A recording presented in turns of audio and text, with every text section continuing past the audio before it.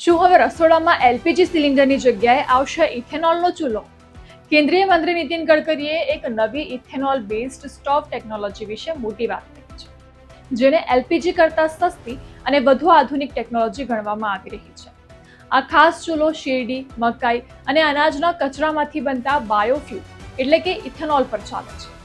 દાવો એવો છે કે આ ચૂલામાં ધુમાડો નહીં થાય, વાસણો કાળા નહીં પડે અને ખર્ચ પણ ઓછો આવશે.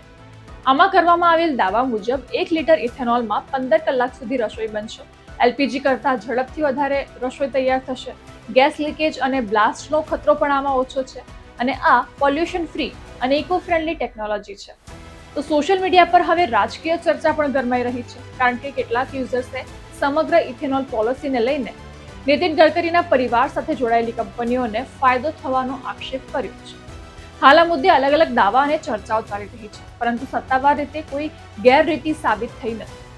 હવે મોટો સવાલ એ છે કે શું ઇથેનોલ સ્ટોવ ખરેખર એલપીજીનો ભવિષ્ય બનશે? તમારું શું માનવું છે કમેન્ટ સેક્શનમાં જરૂર જણાવો અને આવી જ મહત્વપૂર્ણ માહિતી માટે ફોલો કરો કેપિટલ ન્યૂઝ ઇન્ડિયાને.